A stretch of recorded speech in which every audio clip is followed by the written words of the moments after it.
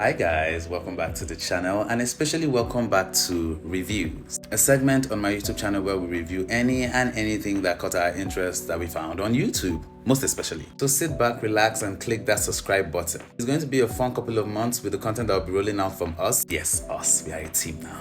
So stay subscribed and click that bell button so you're notified when we drop new content. Let's get into it. Today we're reviewing the movie Mirrors and Reflections, currently showing on Bimbo Ademoye TV.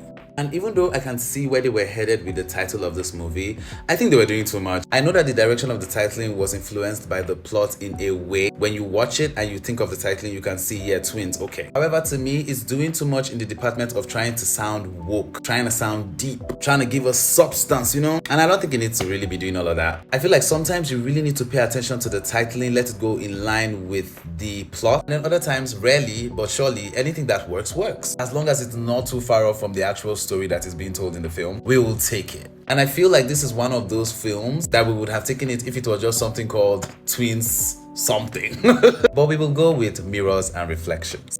Okay, so first off, we'll get into the plot of the movie. I'll give a quick breakdown of what the plot is about. But before I do that, this will have spoilers and you're already on YouTube. So pause this, save this in your watch later. Go to Bimbo Ademoye TV, go watch it. And then when you're done after 2 hours, come back here, let's talk about it, okay? From this point, I would presume that you have already seen the movie. The plot starts off in a hospital, introducing us to a mother who had just birthed twins. And she's in a conversation with the nurse about if she has named her children and how she can differentiate them. She tells her that, oh, this one has a mark here, this one has a mark here, so that's how you can tell. Going by my film senses, I thought that this was going to allude to something later on in the plot. Like this part where you can easily notice who is who will come in very handy. And it will be because of those birthmarks that she pointed out. But I'm gonna just tell you now that I was wrong. But anyway, fast forward to a couple years later, they are about 12 years old now. One of them is named Ifedayo and the other one is named Ifeoluwa. Ifedayo is smart academically and thrives in that field like crazy. She's known as a grade A student. Her sister, however, Ifeoluwa, isn't necessarily dumb. No, she's just more inclined to do things that stimulate her more than her sister would. Her sister is more willing to persist during the schoolwork, you know, really put in that drive. Whereas Ifeoluwa is just like, this is not stimulating me right now. I'm not having fun. I'm not going to do this anymore. That's basically the type of person that Ifeoluwa is. Even though it was particularly stated that she is smart and has retentive memory. According to her sister, she just doesn't put in the effort to do the work. That is why it seems like she's smarter, but to her sister is smarter than her. It turns out that Ifedayo goes on to University of Ibadan to study law, and Ifeoluwa goes to University of Lagos to be a theatre art student. One thing led to the other, and Ifeoluwa slaps the dean of her school. And I'm pretty sure because it was alluded to that the man was probably making sexual advances at her and she does not regret her actions. And if it was that girl, I support you like mad. She gets rusticated? Is that the word? Rusticated from school? They sha told her to be going home, that you're no longer in this school again. She comes back home, her mom is disappointed in her. Her mom is typically an African mother that has one child that is doing great and the other isn't. And so the result to what? Comparison. Exactly. She's constantly like, you're not doing well like your sister. Why are you not putting in effort? Why are you not doing this? Blah, blah, blah. Just constantly hammering the girl. And even though I know where she's coming from, sometimes that's not the way to push someone to do the things that they should be doing. Everyone being so disappointed in Ifeoluwa made her sit up. She decided, you know what? I want to do something with my life. I'm going to get a scholarship that will get me out of this country. And she works really hard, reads day and night, does everything, and she gets the scholarship, which enables her to go abroad to go school. I don't know what exactly it is she was supposed to go abroad to go to school, but tell me why this girl was talking about becoming the baddest influencer in the world. Of course, this is no disrespect to influencers, but you need scholarship to become an influencer is crazy to me. But correct me if I'm wrong in the comments, okay? It turns out that being an influencer did not work out and she disappears, quite literally. Her sister has not spoken to her in years. Ifedayo is worried about her sister. She doesn't know where her sister is, but she keeps going on with her life. It's 2 years later, she's working at this law firm. It is her life dream to be made partner by the company. And they tell her that she's about to be made partner the moment she comes back from her leave. In this office that Ifedayo is working, she also has a best friend in the office, whose daughter is her goddaughter. She shows a little bit of what their relationship is like, how their rapport is, and how close they are together. She knows everything about her, including her sister who she hasn't spoken to in years. Basically, they're in conversation about how she's going to go and see her mother during her leave and spend 2 weeks with her, you know, just to relax. She's like, okay, please be in touch, be careful and everything. She travels back, and let me just digress a little bit. One thing that will always kill me with these YouTube movies are their adverts. Their adverts are something else. They're just so random and out of the blue. Because she's telling this babe that, oh, I'm going home to go and see my mother. And the girl is like, oh, how are you going? And she's like, by road. And she's like, are you serious? And she's like, yeah, I found this comfortable transport system. They are so reliable. And she says all these good things. And you can basically just tell it's an ad. I'm not against movies having ads. I just wish that there's a way you will find a way to incorporate the ad idea into the script properly. And by properly, I mean also with the wording. Make it sound like a seamless conversation. Not that, oh, let's take a break from the script and just quickly advertise this and go back to the script, like we can tell, and it's boring at this point. But I digress. Anyway, she gets back home. Her mother welcomes her and tells her that there's a gift waiting for her inside. She's surprised. She goes inside, she goes to her room, she sees her sister's diary and she's reading through it when her sister walks from behind, and then they see each other and they hug. And they are happy and they're like, oh, where have you been? I missed you, blah, blah, blah, blah. Someone, they're having dinner with the mother, and the mother is talking about how Ifedayo has been achieving this, achieving that, achieving this. Just basically rubbing it in Ifeoluwa's face. And Ifeoluwa is thinking, yeah, this is basically why I've been away for 12 years. Like, I don't want to be dealing with all of this, please. But anyway, they finish dinner, they go to their room. Both sisters are basically talking, and Ifedayo is like, just tell me what has been happening in your life throughout these years that we've not been talking. And she tells her the different jobs that she has done to sustain herself in the US or the UK, one of them. But then nothing was really working out for her, and she didn't turn out to be a big influencer anyway. And then she just recently decided to come back home. And her sister is like, you should have been back earlier, actually. You should have come back quicker. We would have figured it out. But she's like, I'm here now, I guess. And then she suggests that they should go out and party since her sister is about to be made partner. So at this point, I'm like, something fishy is gonna happen, but I don't know what it is. Anyway, they get dressed, they go to a club. Ifeoluwa is the one driving, but she's drinking. And her sister is like, you are the one driving. I hope you know I will drive if that's a problem. And she's like, no, don't worry. I drove us here. I'll drive us back. There was another ad at the club when it came to the artists that performed and the music, but I'll just let you guys experience that when you see the movie. Anyway, on driving them back home, Ifeoluwa is driving too fast and does not see a trailer when she swerves to the side, and they encounter an accident. And in this accident, Ifedayo,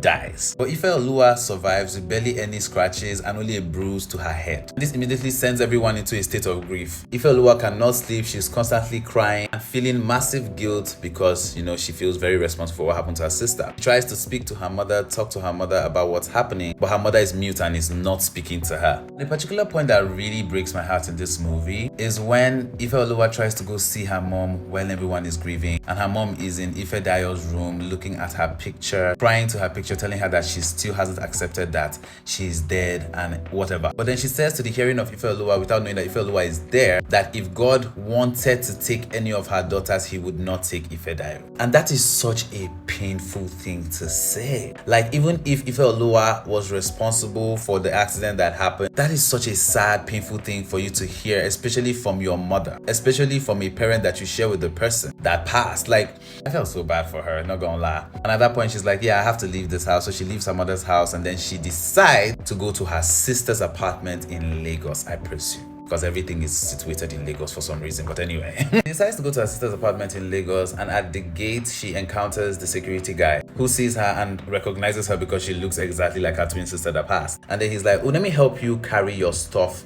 to your room, to your apartment building. And she says no. And this is where I see a directional error, because if we're really paying attention, we would know that at that point when she said, no, don't help me carry my bags, please, where is my apartment so I can go there? Somebody in the writer's boardroom would have been like, instead of her asking where is my room, that will give off the fact that she's not the same person as her sister. How about we let her tell the security guy to carry the bags to the room, and then she follows him, and then after he has dropped the bag, she can tell him to go, and then she'll do whatever it is she wants to do, right? That makes more sense, right? Let me know in the comments. But anyway, she gets to the apartment, she gets in, even though it is security guarded, with a passworded lock that apparently is the same code that she uses everywhere: phone, bank, school, girl. But anyway, she gets in and she's living in the house for like a few days until she starts to realize that she's getting short of money. And she is with her sister's ATM card, but she feels so guilty spending her sister's money. So she decides to gather the change that she got from bartending abroad, and then goes to go and change money. And while she's changing money with this bureau de changer man who is trying to cheat her, mind you, she sees an ex-colleague of her sister who recognizes her as her sister and is asking her, you have not been back to the office for like a while, and you were supposed to have resumed like a week ago, girl. Like, what are you doing here? And she's like, don't worry, I'm coming to the office, blah, blah, blah, blah. I'm going to see you. Please don't tell anybody that you saw me here. And he's like, okay, I'm not going to tell anybody. That's when she goes home and she's thinking about how her sister always wanted to be a partner with this brand, and then she gets the bright idea to go in and pose as her. Keep being her and acting as her until she gets the partnership, and then she can come clean. And at first, this does not seem like a solid plan until Before I give that away, she gets to her office, meets her sister's boss and a few of her colleagues, and everybody's cussing the workers about where have you been, everything, blah, blah, blah, blah, blah. And somehow she gets out of that shtick by giving a great advice to her boss about a client and what she should do in helping them get their money. It was, for a lack of better words, a Raz advice from Ife Oluwa, but it was taken professionally because we know we're in a professional space. However, things start to go south when she encounters her sister's best friend, who first clocks her for asking for coffee with cream. Ifedayo doesn't like cream. She also notices that she's writing with her right hand, but Ifedayo was a lefty. She talks to her about coming to see her daughter, who is Ifedayo's goddaughter, but Ife Oluwa, not knowing, presumes that Chimamanda being the daughter's name is the name of a colleague. And she's like, Chimamanda is my daughter, girl. And apparently, Ifedayo always calmly places her bag in her car when she's leaving. But Ife Oluwa just carried her bag and threw it in the back.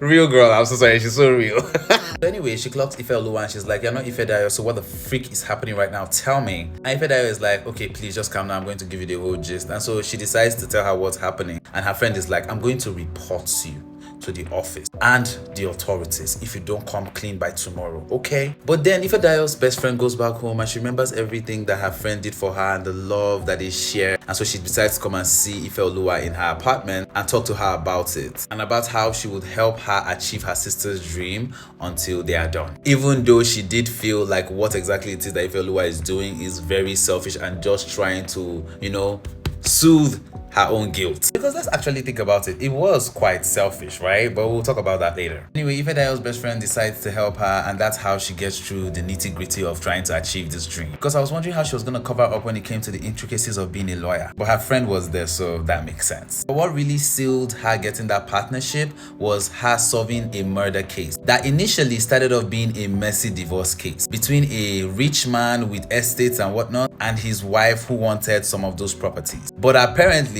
got killed at a party that they were both hosting. Oh, I think the man was hosting the party, to be very honest. The wife, while having her drink and giving a speech, slumps and dies. But there's a note that points to the husband doing it, which obviously now tells me that he did not do it. To know who did it, you guys will have to watch the film. However, I would say this. The reason she was killed, the reason why the wife was killed, was because she found out that her husband was being defrauded by somebody close to him. And she had threatened this person that she was going to expose him. And in order to keep it a secret, he decided to.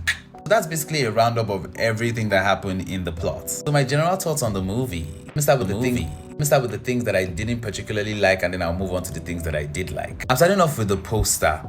I don't know, but I have a big problem with Nigerians and their movie posters. Because if it's in order of importance when it came to the casting, this poster makes sense, but it would have made sense if some people in the line of people weren't lawyers, because some people that were in the line of people were more important but were not lawyers. They were important in the plot but they weren't lawyers, right? Or even if we would have the same people on this poster, I would need us to rearrange in order of importance, because the best friend is more important than the guy that is in between her and Bimbo in this poster. Bimbo first, yes. The best friend second. Sunshine third. And then Osaz maybe next, and then the guy. I don't really care how they want to arrange both of them. But if you know me from TikTok, you know that I have a problem with posters when it comes to Nigerian movies, and I will never stop until they start to get it right. Another thing I felt like is that this movie could have been shorter than 2 hours. A good hour 30 minutes would have been great. A couple of scenes could have been cut, like the one where she was in her sister's apartment crying all over the place. We could do with less of that, and just a couple of scenes like that. The cinematography of the movie isn't extraordinary or really mind-blowing. It was actually quite basic. What really carried was the plot, but it wasn't cinematography that was annoying, like for example Son of the Soil. This was stable, clear visuals, which I appreciate. The worst actor in this movie is the doctor. Yes, the one who told the mother that the girl had passed, because what was that delivery? Who gave this man a script? Take it away. I just personally love Bimbo's acting. I feel like she's such a great actress. And then this movie is also very star-studded with a lot of great actors. One of my favorites being Sunshine, and you know I always love you, Sunshine. Lai was okay. I would have expected more, but I'm not really impressed by his acting. It's very him. So there's nothing to really say aside that. It was so refreshing seeing Moet Abebe. As someone who grew up on Sound City, loved seeing her. As for the plot of the movie, was it a crazy idea for her sister to decide to do that? Yes. In the real world, would that probably happen? It's very possible, especially when it comes to twins. It's very possible, but I feel like she would have been clocked before she reaches her goal. She would have been clocked faster in the real world. Her mother was very unkind to her, especially Ifeoluwa. Her mother was very unkind to her and the things that she said to her, and I just feel like a mother should never open their mouth to say those things to their children. And that was what that character was supposed to depict, and why there was this distance between them. I love the fact that after she had achieved and started doing well for herself, they became better, but to an extent her mother did not love her as she should have and said things that she shouldn't have that pushed her to where she went. Yeah. I know Ifeoluwa was depicted to be this character that was selfish and self-centered, but a lot of what she did after her sister's death was very selfless. Even if to an extent it was to soothe her guilt, I believe that she mostly did what she did because she loved her sister and she genuinely wanted her sister to get what she wanted, because her sister always had her back and vice versa. So overall, this movie, I would give it a good 6 over 10. And 5 of that 6 is for the plot and acting. The remaining 1 is just because I love Bimbo. But you guys should let me know if you've seen this. If you have not, go see it and then come back and let me know in the comments. Who was your favorite character? Who was your least favorite character? Was it just me, or did you guys think that she was going to end up with that light-skinned guy that was going after Sunshine as a romantic interest, but it never happened? I thought they were gonna, but you know. But anyway, guys, this was fun. Thank you so much for watching the video to this point. Love you guys. Bye. Oh wait, before I go, videos, reviews drop weekly too. It will be midweek, so maybe Wednesday or Thursday, depending on when this drops. But yeah, bye guys.